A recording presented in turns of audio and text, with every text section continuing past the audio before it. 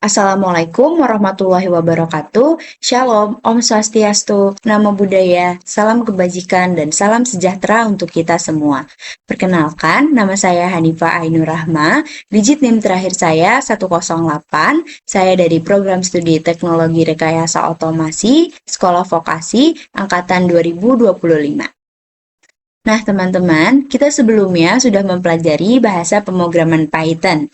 Kita melakukan proses pengkodeannya itu menggunakan website Replit yang dimana hal tersebut atau website tersebut dapat kita katakan sebagai online compiler yang dimana kita tidak membutuhkan instalasi Python ataupun bahasa pemrograman lainnya untuk melakukan proses pengkodean. Mulai saat ini, kita akan mencobanya menginstal Python dan juga beberapa kode editor lainnya di perangkat kita masing-masing, agar kita dapat melakukan pengkodean lebih kompleks lagi. Jadi, kita tidak akan menggunakan website yang berbasis online compiler, melainkan kita akan menggunakan kode editor. Untuk menggunakan kode editor, tentunya kita harus menginstal dan kode editor tersebut ataupun juga bahasa pemrograman yang kita inginkan. Oleh karena itu, pada video kali ini saya akan membagikan dan juga belajar bersama-sama bagaimana cara melakukan proses instalasi bahasa pemrograman Python dan juga beberapa kode editor seperti PaLM, Visual Studio Code, Cursor, dan juga yang lainnya. Tanpa berlama-lama, langsung saja kita masuk ke videonya. Oke teman-teman, kita seperti yang saya katakan sebelumnya, di sini kita akan melakukan setup dan juga konfigurasi terutama dalam proses pengkodean bahasa pemrograman Python, yaitu kita akan menginstal bahasa pemrogramannya itu sendiri. Kita juga akan mengecek versinya, kemudian juga akan menginstal beberapa kode editor dan juga kita akan mempelajari bersama-sama mengenai library dan juga materi yang lainnya. Nah, untuk isi video pada kali ini, seperti yang sudah saya katakan sebelumnya, kita akan melakukan atau mencoba untuk menginstal Python dan juga mengecek versinya. Kita juga akan menginstal dan juga mengkonfigurasi PaLM itu sendiri, dan sebagai materi tambahan di sini, saya akan menunjukkan bagaimana proses instalasi kode editor yang berbasis C. Contohnya ada Visual Studio Code yang akan kita kombinasikan dengan Copilot dan GitHub, kemudian Cursor dan juga WinRAR. Untuk materi di sini, kita akan belajar bersama-sama mengenai bagaimana cara menjalankan program lokal, membaca, dan menulis file teks sederhana menggunakan fungsi open dan juga write, serta terdapat Teams Management proyek lokal ataupun struktur foldernya. Kita juga akan menggunakan beberapa library seperti library time, modul, OS, dan juga kita akan mencoba untuk menginstal library pihak ketiga menggunakan PIP, dan kita akan mengimportnya menggunakan fungsi import. Dan yang terakhir, saya akan membuat eksperimen juga di mana akan membandingkan output dari ketiga AI editor dengan prompt yang sama. Nah, pertama, untuk instalasi Python dan cek versi, di sini saya sudah sertakan tahap-tahapannya. Dapat dikatakan mudah untuk proses penginstalnya. Di sini teman-teman dapat mengikuti saja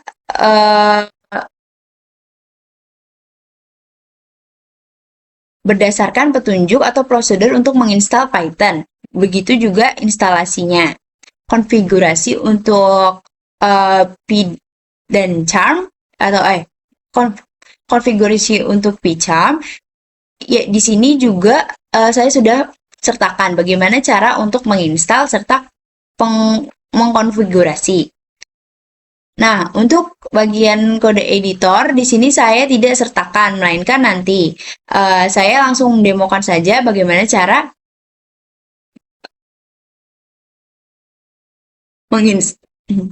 Saya langsung mendemokan saja bagaimana cara menginstal Visual Studio Code, Cursor, dan juga WinRAR yang lainnya.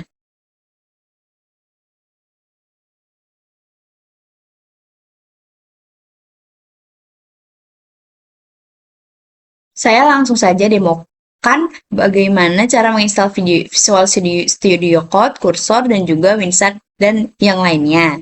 Nah, selanjutnya di sini saya akan menyinggung sedikit materi mengenai library eksternal dan juga PIP atau PIP. Nah, jadi library eksternal itu mungkin teman-teman sudah tidak asing lagi pada pembelajaran sebelumnya. Kita sudah menerapkan apa itu library eksternal, yang dimana di sini kita menggunakan library ataupun modul eksternal. Untuk project sebelumnya kita menggunakan library ataupun modul time, yang dimana kita menggunakan salah satu fungsinya, yaitu fungsi sleep. Jadi kita memanggil baris kode time sleep, kemudian dapat parameter akan beberapa detik, yang dimana fungsi itu adalah yang menjadi output dari terminal yang ada. Oke, nah di sini dikatakan bahwa library eksternal adalah kumpulan kode siap terpakai yang dibuat oleh orang lain untuk memudahkan kita. Misalnya yaitu NumPy untuk perhitungan matematika, Pandas untuk analisis data Pandas, Matplotlib untuk membuat grafik, Google Trans untuk menerjemahkan teks otomatis pakai Google Translate. Daripada membuat semua fungsi dari nol, kita bisa langsung pakai library ini melalui pip.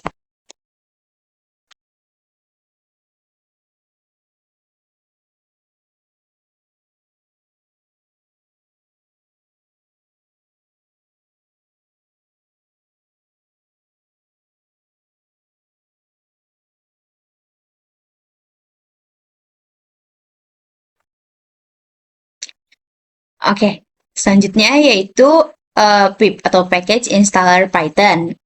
Ini merupakan singkatan dari Package Installer Python, yang dimana di sini itu digunakan untuk menginstal modul. Package ataupun library eksternal di sini kita dapat menginstal, mengelola, dan juga menghapus library eksternal menggunakan pip itu sendiri atau Package Installer Python. Baik, tanpa berlama-lama, langsung saja kita melakukan demonstrasi. Dimulai dari penginstalan, masuk ke materi, dan yang terakhir kita akan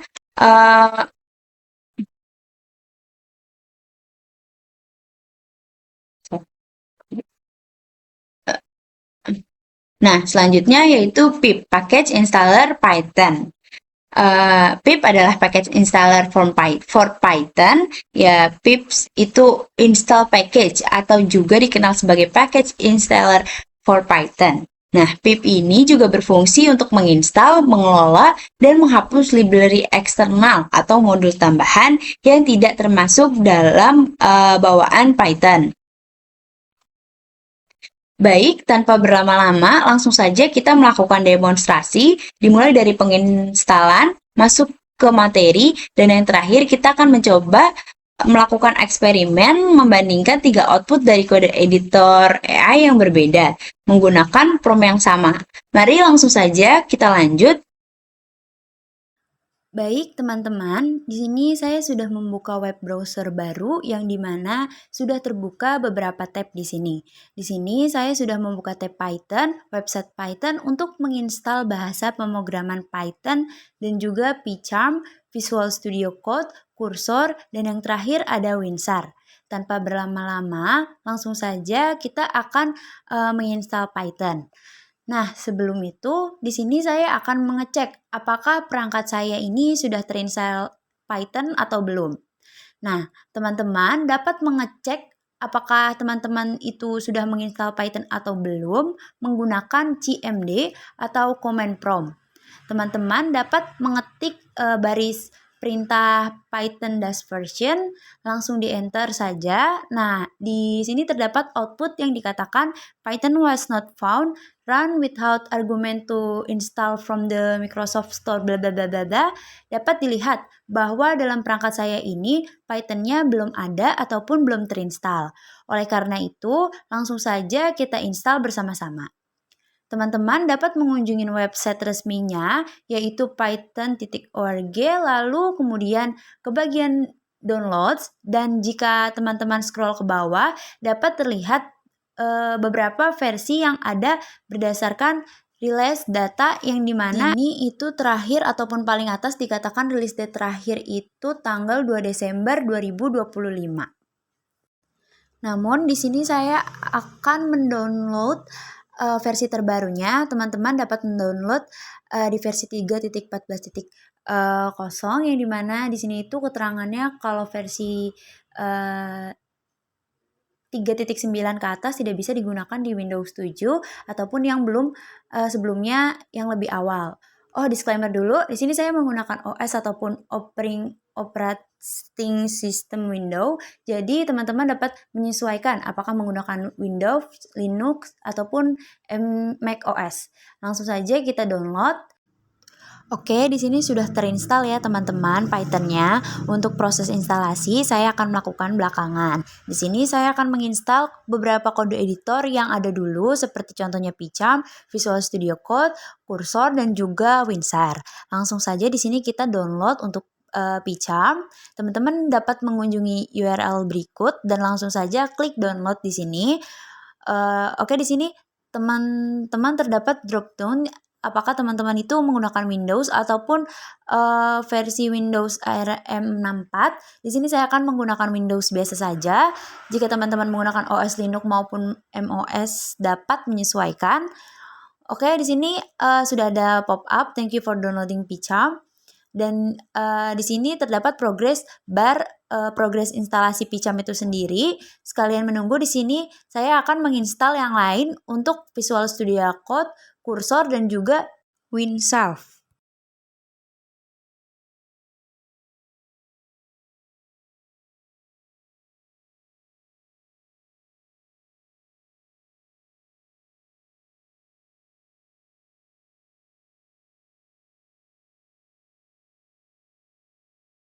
Baik teman-teman, dapat dilihat bahwa sudah ada beberapa yang terinstall dan ada yang masih proses. Nah, di sini langsung saja kita akan melakukan proses instalasi Python itu sendiri. Teman-teman dapat membuka file exe-nya. Kita tunggu sebentar. Setelah itu di sini muncul Python 3.14 bit setup. Di sini kita langsung install saja. Nah, saya sarankan teman-teman langsung untuk mencetak ataupun menceklis bagian add Python to path. Jadi, kita langsung otomatis bahwa alamat dari Python ini langsung dikonfigurasi di perangkat kita masing-masing. Di sini langsung saja kita install now.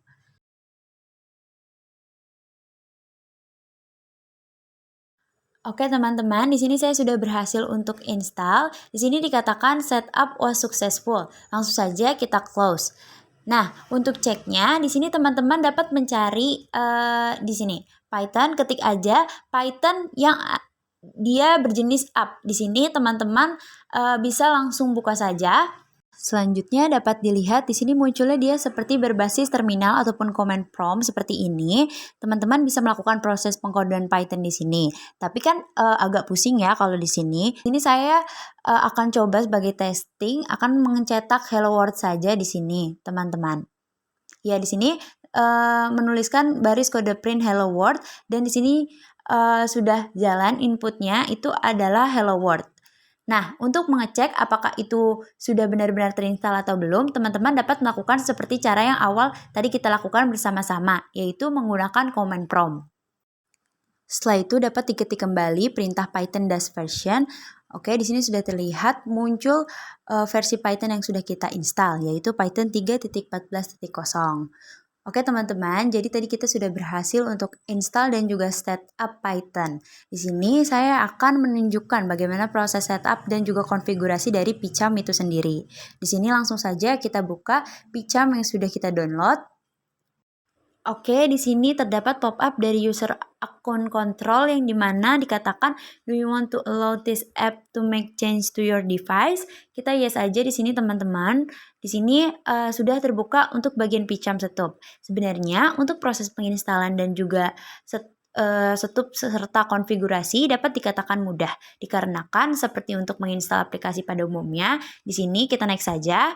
Kemudian kita disuruh menentukan destination folder ataupun path-nya. Di sini saya sudah menaruh di bagian C program file JetBrains by Charm versi sekian. Kita next saja. Di sini saya akan membuat shortcut-nya. Saya juga menambahkan bin folder ke path dan di sini saya langsung next saja ataupun install. Di sini proses instalasinya langsung saja kita tunggu teman-teman. Oke teman-teman, di sini sudah muncul pop-up completing PCharm setup yang dimana di sini sudah berhasil menginstal PCharm. Di sini langsung saja run yang ada di mana kita akan melakukan proses konfigurasi di dalamnya. Nah, untuk selanjutnya kalau sudah muncul pop-up di sini langsung saja pencet confirm, lalu don't share data sharing. Setelah itu di sini tinggal pencet allow. Nah, begini tampilannya ya teman-teman jika sudah berhasil masuk di PCharm. Ya, teman-teman, dapat kita lihat di sidebar kiri yaitu di bagian customize. Di sini terdapat bisa menggunakan beberapa tema yang ada baik itu dark maupun light ataupun terang. Di sini saya akan menggunakan yang dark saja. Teman-teman dapat mengkonfigurasi yang lainnya. Misalnya menggunakan tema lain bisa get more time di sini. Oke, di sini terdapat plugins, teman-teman bisa menginstalnya sesuai keinginan teman-teman. Selanjutnya, di sini kita bisa melihat ada language dan region. Di sini bahwa default saja ukurannya 13. Oke, sepertinya saya akan melakukan settingan di sini saja. Bagian setting yang lainnya, teman-teman dapat melakukan konfigurasi sendiri. Di sini ada plugins, operation, dan behavior, dan juga lain-lainnya.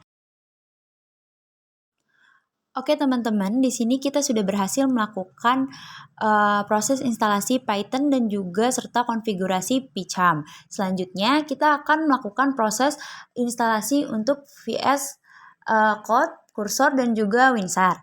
Nah, saya melakukannya untuk bagian Visual Studio Code dulu. Langsung saja kita buka filenya yang sudah kita download tadi. Di sini kita harus mengecap agreement dan persetujuan dengan Visual Studio Code itu tersendiri. Kemudian kita dapat next. Di sini juga destination location-nya saya menggunakan default saja di bagian local DC. Kita next. Setelah itu saya membuat desktop icon. Di sini path-nya sudah tercentang, jadi otomatis sudah ditambahkan. Kita next dan terakhir kita install.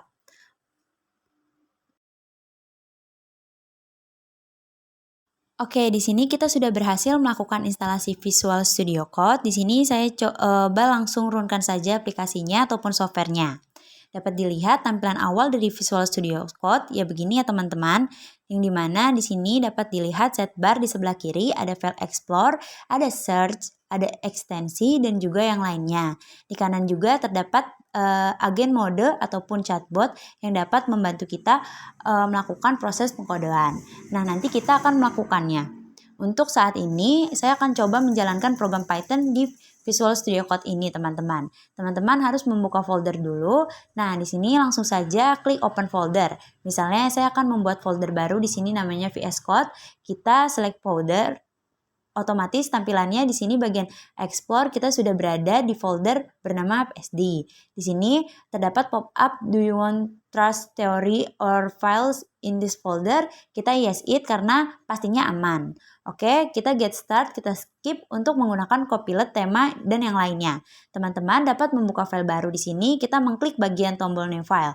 Misalnya filenya adalah mine. Nah, kita dapat melakukan proses pengkodean bahasa pemrograman Python. Jangan lupa di akhir tambahkan ekstensi .py ya, teman-teman. Nah, di kanan terdapat pop-up do you want install the Python extension from Microsoft for the Python language. Di sini kita melakukan proses instalasi extension Python. Teman-teman dapat beralih ke extension dan teman-teman dapat mengetik bagian Python. Langsung nih muncul bagian populer. Oke, di sini langsung saja saya install. Di sini terdapat progress bar-nya di sini. Teman-teman, di sini terdapat Pobet Get Started with Python Development yang dimana di sini kita sudah berhasil menginstal Python-nya. Oke, di sini sudah berhasil terinstall. Kita kembali ke bagian explore dan ke bagian main. Di sini saya akan mengetik baris kode print hello world saja. Oke. Nah, di sini teman-teman dapat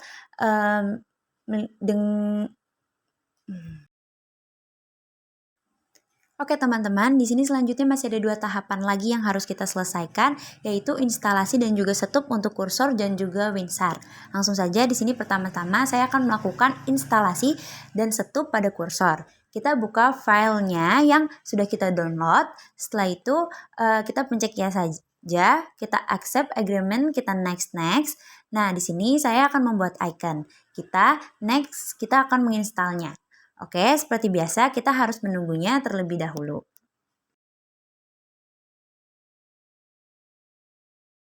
Nah, kalau misalnya sudah terinstall, lalu tampilannya akan gini, muncul dua button yaitu sign up dan juga login. Kalau teman-teman belum buat akunnya, maka pencet sign up. Kalau sudah, maka pencet login.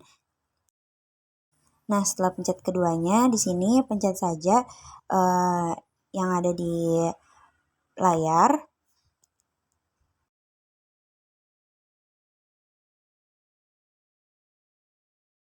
Maka tampilan finalnya seperti ini ya, teman-teman. Nah, selanjutnya di sini saya sudah masuk ke dalam instalasi Windsurf. Di sini sudah terdapat dua button yaitu login dan sign in. Karena di sini di Windsurf harus login, jadi kita daftarkan dulu akunnya atau login dulu di Windsurf.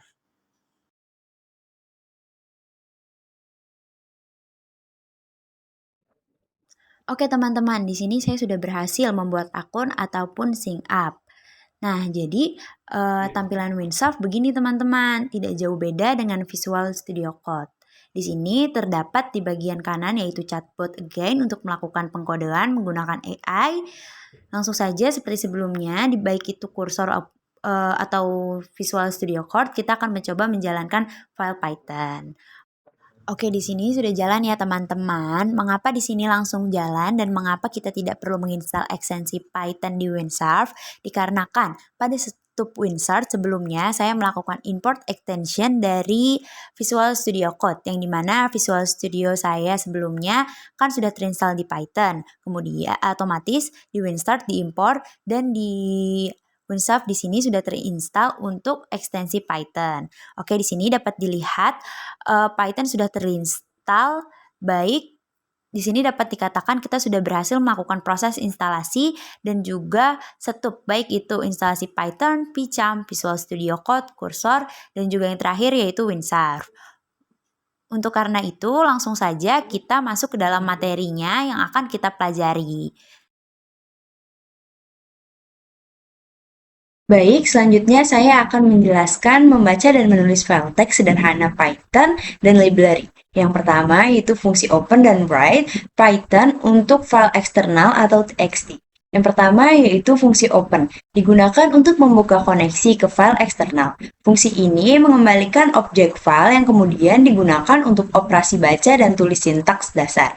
Nah, contoh sintaksnya yaitu file underscore object sama dengan open, buka kurung, nama file, koma, mode, tutup kurung.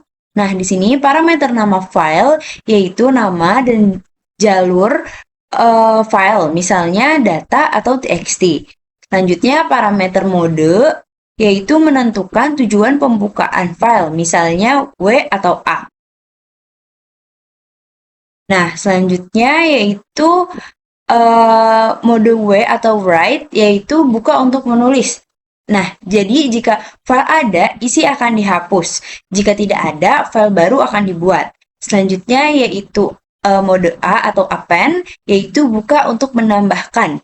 Nah, data baru akan ditulis di akhir file. Jika tidak ada, file baru akan dibuat. Selanjutnya yaitu mode W+, yaitu buka untuk menulis dan membaca. Ini tuh isi file yang akan dihapus. Selanjutnya yaitu A+, yaitu buka untuk menambahkan dan membaca. Ya, itu data baru ditambahkan di akhir. Selanjutnya yang kedua, fungsi write. Metode write digunakan untuk menuliskan string ke file yang telah dibuka. Sintaks dasarnya yaitu file underscore object titik write string buka kurung string underscore yang underscore akan underscore ditulis tutup kurung.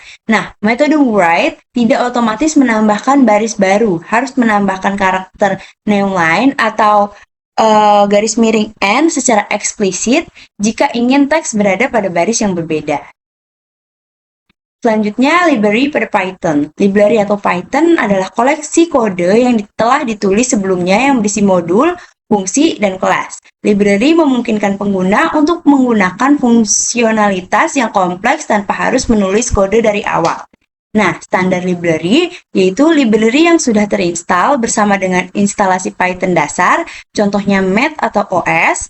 Selanjutnya ada third part library atau pihak ketiga, yaitu library yang dibuat oleh komunitas atau perusahaan lain dan perlu diinstal secara terpisah. Contohnya yaitu Request, Pandas, atau NumPy. Selanjutnya, instalasi library pihak ketiga dengan PIP. PIP adalah sistem manajemen paket standar, yaitu Package Management System, yang digunakan untuk menginstal dan mengelola paket perangkat lunak, yaitu library pihak ketiga, yang ditemukan di PyPI atau Python Package Index.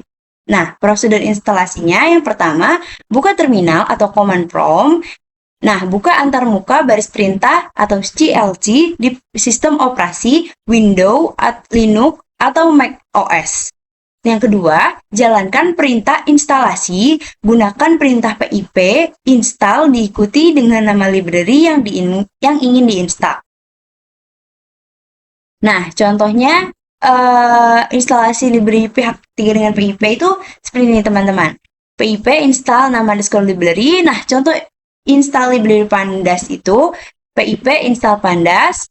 Lalu melihat semua PIP yang sudah terinstall itu ada PIP freeze dan upgrade library versi terbaru yaitu PIP install upgrade nama _library. Baik, segitu aja yang saya sampaikan, dapat dilanjut ke selanjutnya. Oke teman-teman, di sini langsung saja kita aplikasikan implementasinya. Di sini saya menggunakan kode editor Pycharm untuk mengimplementasinya, baik itu dari materi membaca dan menulis, file teks sederhana di Python, dan juga untuk bagian library. Di sini saya sudah membuka dan terdapat welcome page dari Pycharm. Di sini saya akan membuat project baru dengan cara mengklik button new project di sini.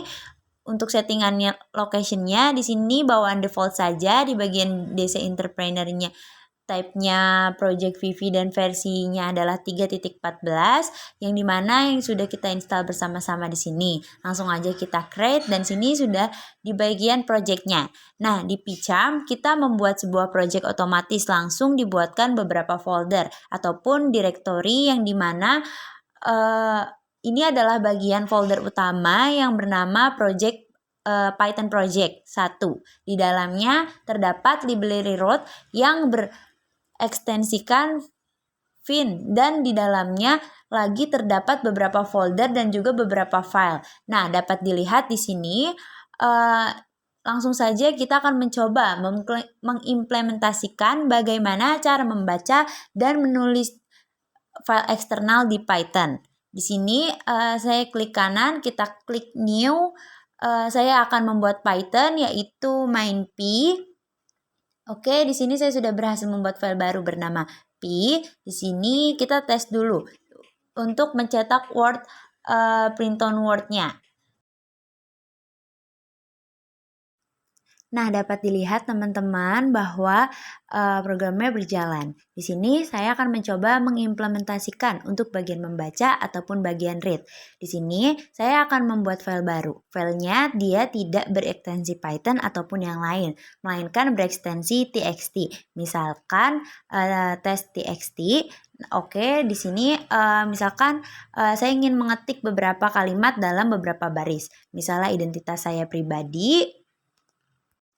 Nah, oke, misalkan file teks di saya terdiri dari 5 baris, yaitu nama saya, universitas, sekolah, dan juga program studinya.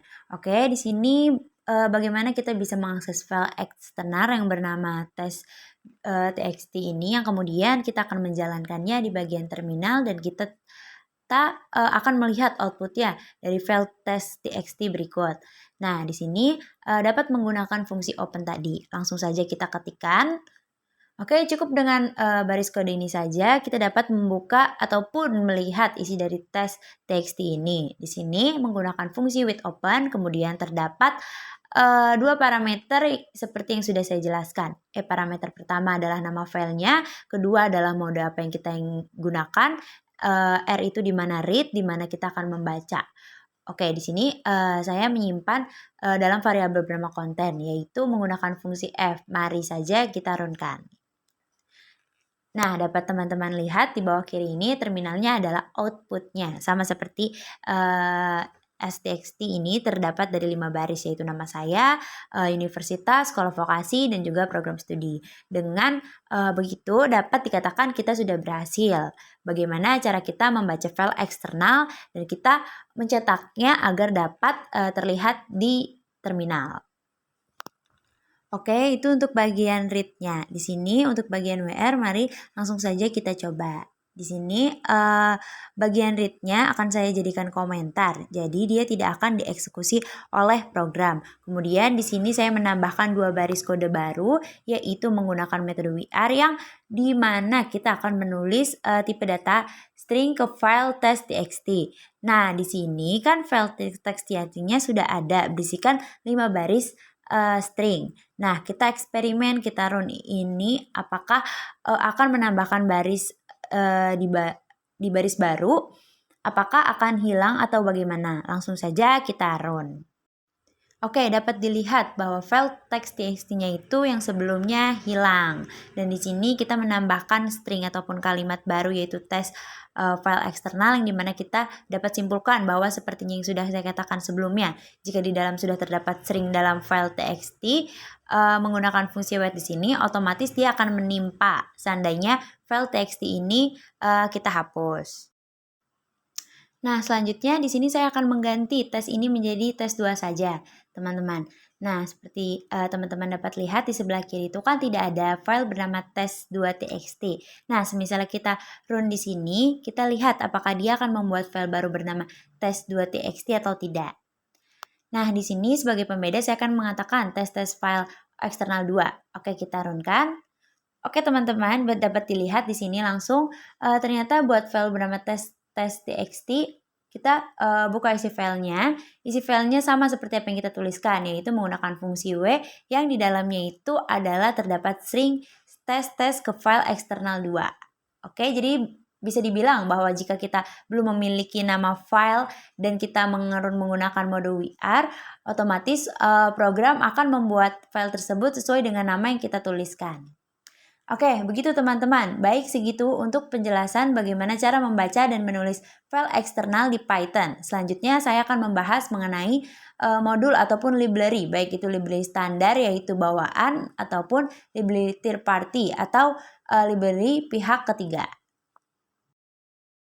Oke teman-teman, selanjutnya di sini saya akan membahas mengenai implementasi library yang ada dalam Python. Di sini saya memiliki 4 library yang ada, di mana 3 library merupakan 3 library standar dan juga satunya itu adalah library yang eksternal, bersifat eksternal yang nantinya akan kita install. Nah, di sini saya sudah memiliki beberapa filenya, 4 file, yaitu temp.py untuk mengimplementasikan library time, terus random.py untuk library random. Setelah itu ada OS untuk library OS, dan juga yang library eksternal di sini saya menggunakan library bernama Fucker, yang dimana library ini itu digunakan untuk mendapatkan data ataupun data palsu. Teman-teman ibaratkan sebagai placeholder. Nah, di sini saya akan menjelaskan dulu yang di time.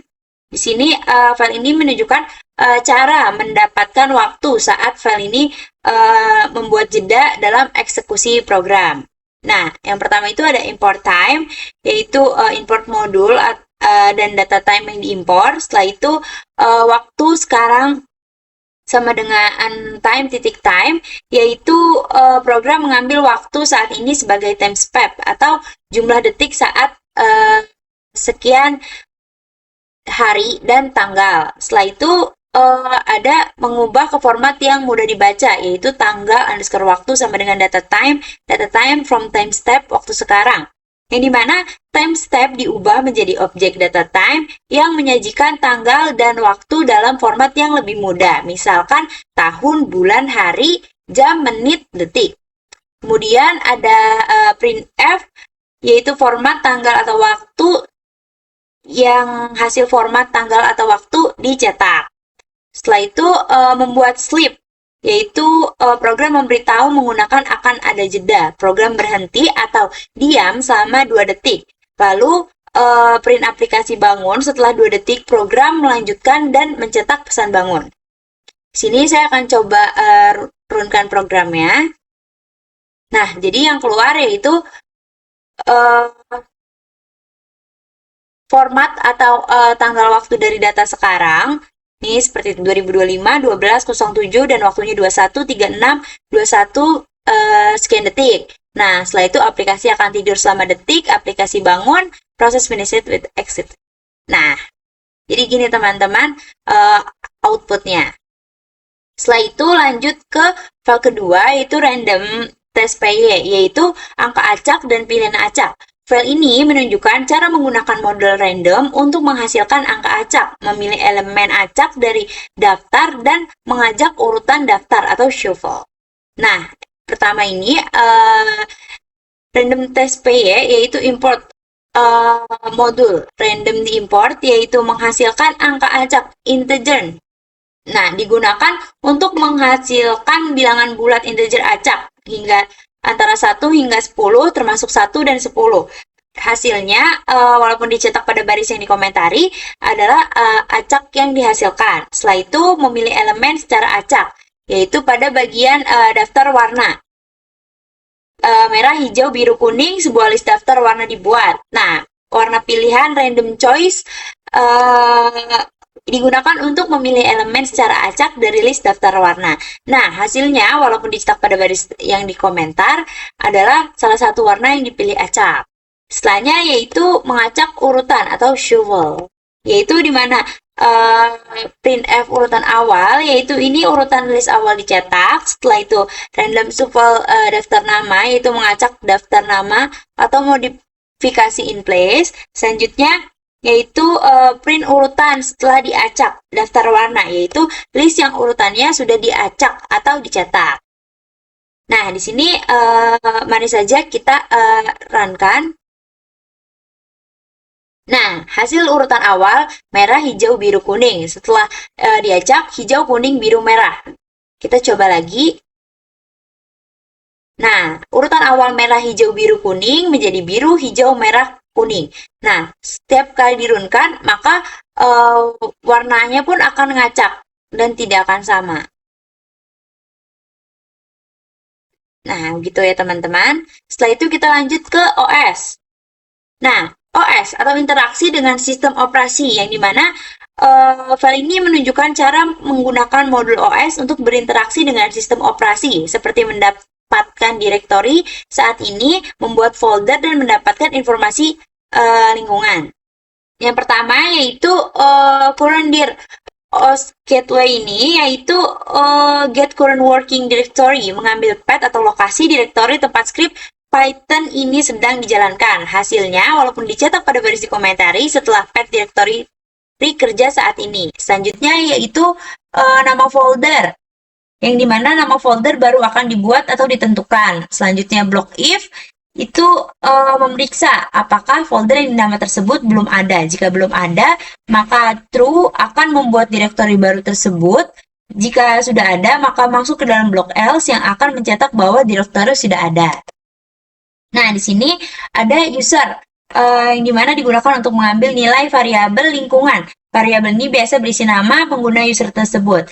Nah, jadi jika printf penggunaan saat ini, yaitu nama penggunaan yang didapatkan dari variabel lingkungan yang dicetak. Nah, karena ini adalah baris komentar, maka yang keluar nanti ini saja. Mari kita runkan.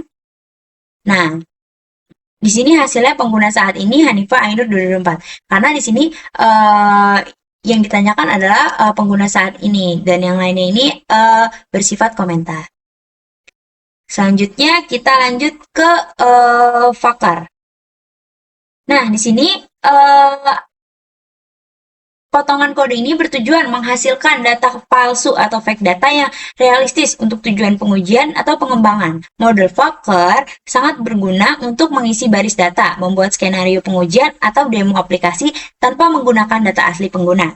Nah, bagian yang pertama yaitu try from Fokker test, import Fokker test, yaitu block try expect yang digunakan untuk mencoba mengimpor Fokker dari suatu file untuk pakai lokal yaitu Fokker test.py. Jika import tersebut gagal atau import error, program akan fallback kembali untuk mengimpor kelas Fokker dari paket resmi Fokker yang terinstall di sistem. Selanjutnya yaitu inisialisasi objek Fokker atau lokal Fokker, yaitu di mana fake atau Fokker yaitu sebuah objek Fokker dibuat dan disimpan dalam variabel fake parameter ID atau underscore ID adalah lokal atau lokalitas yang digunakan untuk memastikan bahwa data yang dihasilkan sama seperti nama, alamat, nomor telepon akan sesuai dengan format dan konvensi Indonesia, membuat terlihat lebih realistis untuk konteks Indonesia. Selanjutnya yaitu proses generasi data. Setelah objek fake diinisialisasi, berbagai metode fungsi dari objek tersebut dipanggil untuk menghasilkan jenis data palsu atau spesifik. Nah, baris kodenya itu yang ini. Sampai ke fake paragraf. Nah, sampai sini teman-teman. Nah, ini tuh nanti akan bercetak print data palsu yang dihasilkan dan print nama lengkap atau nama palsu. Jadi semua variabel yang berisi data palsu, nama palsu atau alamat palsu dicetak ke konsol agar pengguna dapat melihat contoh data yang telah dihasilkan oleh modul Fokker. Baik, itu saja yang dapat saya jelaskan tentang time, random, dan OS, lalu Fokker dari PY. Baik teman-teman, itu saja yang dapat saya sampaikan. Dimulai dari tadi, kita sudah belajar dan juga memahami bagaimana instalasi stuk konfigurasi, baik itu dari Python, Visual Studio Code, Cursor, dan juga WinSource. Dan tadi saya juga sudah memaparkan materi mengenai bagaimana cara membaca dan menulis file eksternal sederhana, berekstensi, dan juga membahas mengenai library yang tadi terdapat dua jenis, yaitu library bawaan dan juga third party ataupun pihak ketiga yang dapat diinstal menggunakan fungsi PIP. Oleh karena itu, sekian saja pemaparan materi dari saya dalam video ini. Kurang lebihnya mohon maaf. Terima kasih teman-teman.